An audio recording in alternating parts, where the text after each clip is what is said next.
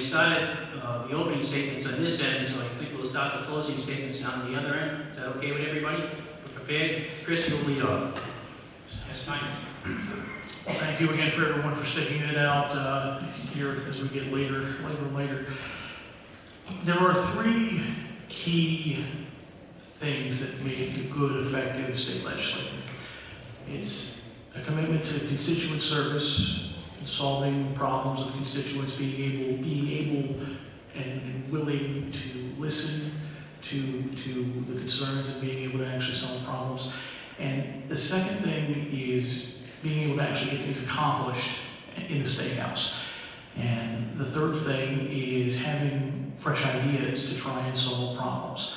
I think that we have heard very clearly some differing opinions, some differing approaches, and I hope that we've answered some of your questions, and perhaps you've been able to see the differences in the candidates' approaches as to how to go about solving these problems. I admit I'm a bit of a policy wonk, and I can look at my sheet of formulas here and start talking about numbers and talking about how things need to be readjusted, or I can talk about the fact that Massachusetts has an affordability crisis, and if we continue doing the same things that we've always done, it's only going to get worse. It's only going to get worse for our families. It's only going to get worse for our city and town budgets.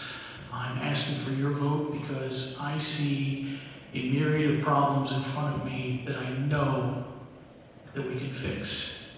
If we go up, if I am able to take your voice up to Beacon Hill and work across party lines to actually get things done and fundamentally change the way things are done up there.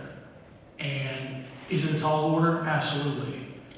But we will never know what we can accomplish if we don't try. And that's why I'm asking for your vote. And if the social club's open, I'm heading over there. So if anybody's got more questions, come on down. Thank you. Thank you, Chris. Jesse, it's your team. I can't record you if you walk around. They want to go home. Yeah, my kids are tired. Sorry, kids. Thank you, guys. I love you. Anyway, so here's the thing, right? I started my campaign back in March. And you know what? My campaign was always about all of you. It's never been about towing a party line.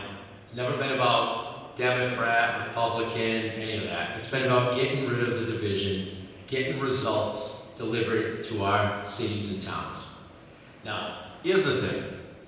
I get elected, I'm your voice. I'm your independent voice. I'll go up there, I'm gonna always do what's best for all of you. I'm gonna try to make sure that we get the best results possible for our cities and towns. So, Westport's huge, trust me. I love you guys out here. I've knocked on a lot of your doors. I want you to keep in mind, I did that for a reason. I've worn out shoes, my back is killing me. I'm gonna tell you right now, I'm doing it for you. I am not doing this just to sit there and look pretty and just be another puppet up at the State House. And one thing that we have to look at is that when we have the perpetual candidate that comes out of nowhere, that's gonna make you all the promises in the world, you need to be very skeptical of that. Halloween's right around the corner. We can all identify as a Republican or a Democrat or whatever we want to do in a couple of days, right? Let's be true to who we are right now. And let's make sure that we get results that we deserve. Let's make sure that we're not going to go up there and sit on the sidelines and just wait for somebody to give us an order and become a yes man. Let's make sure that we do our job. If we're not doing our jobs now, they're not going to do it when they're elected. So that's something that we all have to be very mindful of. There are many moving parts, there are many people that are going to rely on us up there.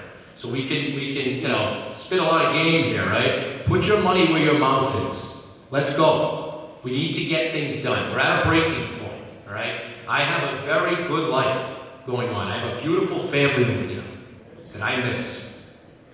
I'm sorry, I miss you guys. The only time I see you is on the back of my rack card half the time, and that's sad. I love you guys so much.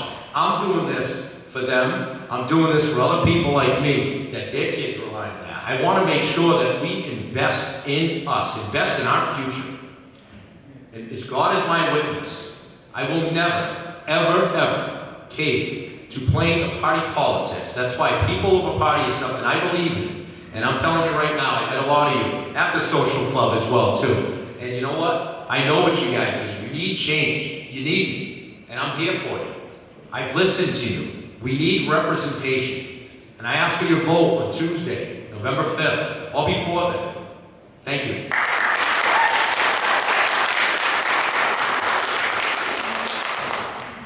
Thank you all for your time. Thank you for your consideration and for your questions. The most important things are our basic constitutional rights: life, liberty, and the pursuit of happiness. We need to have government representatives who actually represent the people. Everything has to be transparent when it comes to government. We need that both at the local level and at the state level. We have an infrastructure oversight committee, which several people here are sitting on, which doesn't have any oversight, doesn't have any infrastructure, and is doing all sorts of things behind closed doors against the expressed wishes of the people. We need transparency urgently. We need elected representatives who will actually listen to what voters say and not find another way around it. We need to be looking towards the future and having representatives who can do their homework and will, and who will ensure that all decisions are actually made in everyone's best interest. The Rotary Club four-way test is a really good place to start as far as policy goes. Is it the truth? Is it fair to all concerned? Is it beneficial to all concerned? And will it build goodwill and better friendship? If we can start from there for all policy decisions, we'll be much better off moving forward. We have an opportunity, and I very much ask for your vote on November 5th, because I know that I can represent everyone's voice and everyone's interests with respect and integrity and kindness. Thank you. Once again, I'd like to thank Tony Vieira, the Legion, Business to Business, and Westport High School for hosting this event. And I'd like to thank everyone who took the time to attend, to listen to us, and ask questions on the issues of our candidacy for state rep. Whether it's taxes, education, rebuilding our transportation infrastructure, you know where I stand, because I stand with you. My vote will always be what you want, and not what any political party or special interest wants.